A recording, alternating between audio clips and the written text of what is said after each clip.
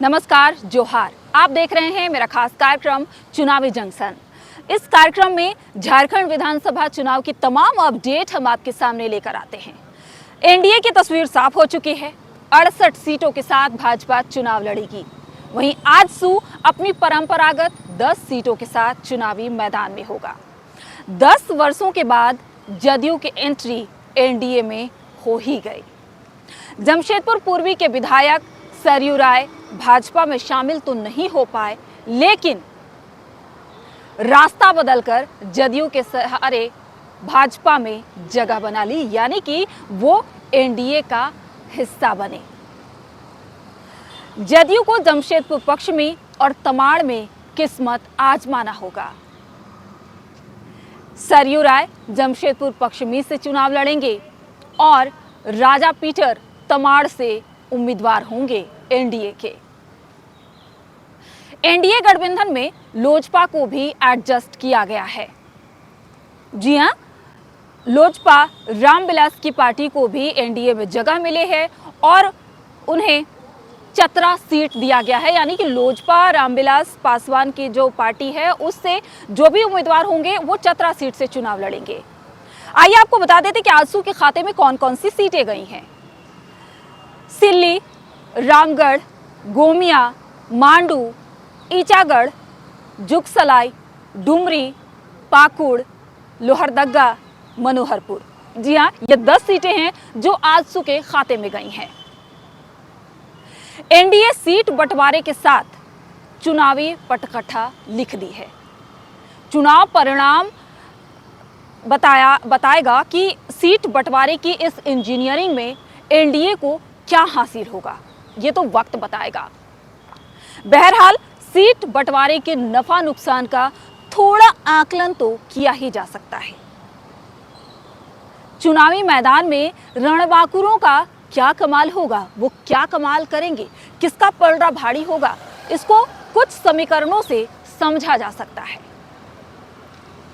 भाजपा और आजसू को हर हाल में गठबंधन करना ही था।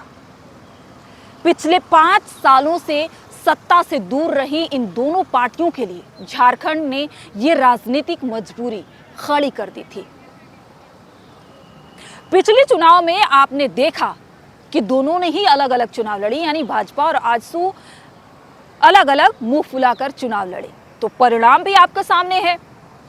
भाजपा मात्र 25 सीट और आजसू 2 सीट पर ही सिमट कर रह गई थी।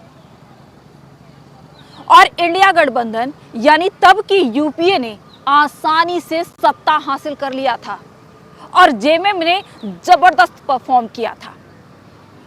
इस बार एनडीए में प्रैक्टिकल और टैक्टिकल अप्रोच के साथ सीटें बांटी गई हैं, यानी कि भाजपा कोई भी कसर नहीं छोड़ना चाहती है। इस चुनाव में शाम दाम दंड भेद।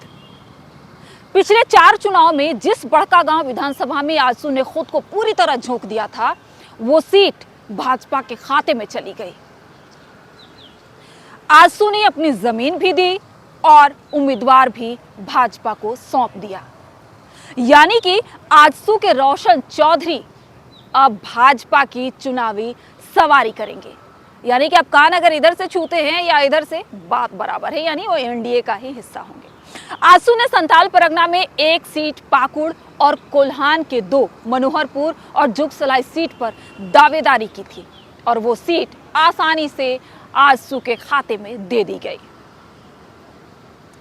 झारखंड में एनडीए ने लोजपा को शामिल कर चिराग पासवान के सहारे एससी वोट को साधने की कोशिश की है। इस गठबंधन के साथ चुनौतियां भी हैं। आपको पता है कि जयराम महतो की पार्टी जेएलकेएम भी इस चुनाव में है और जयराम महतो के निशाने पर आजसू है। आजसू के प्रभाव वाले इलाके में जयराम महतो की दमदार तैयारी है। सिल्ली में जयराम महतो की पार्टी जेएलकेएम ने देवेंद्र नाथ महतो को उम्मीदवार बना दिया है। देवेंद्र ने लोकसभा चुनाव में बड़े वोट लाकर सबको चौंका दिया था। आजसू सुप्रीमो सुदेश महतो के सामने देवेंद्र चुनौती होंगे। वहीं सिल्ली विधानसभा में जीत दर्ज कर चुके अमित महतो भी राह का रोड़ा जरूर बनेंगे। सिल्ली का मुकाबला इस त्रिकोणीय संघर्ष में फंसने वाला है।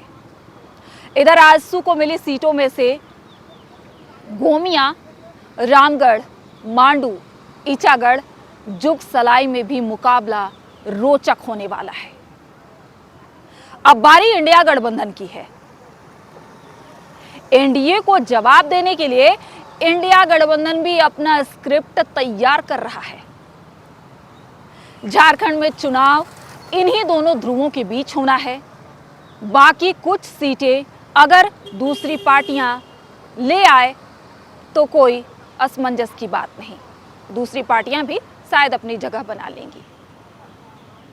तो आज के चुनावी जंक्शन में बस इतना ही। फिर मिलते हैं नए अपडेट के साथ, नए राजनीतिक हालात के साथ। झारखंड के चुनाव से जुड़ी पल पल की खबरें, पल पल के अपडेट्स हम आपके साथ लेकर आते रहेंगे। राजनीतिक विश्लेषण के जरिए हम आपको बताएंगे कि किस सीट पर किसका मुकाबला किससे होगा, कौन भारी पड़ने वाला है। तो आप देखिए मेरे साथ सिर्फ मेरे YouTube चैनल पर। आप मेरे YouTube चैनल को सब्सक्राइब करें, वीडियो को लाइक करें। आपका साथ हमारे लिए बेहद महत्वपूर्ण है। शुक्रिया।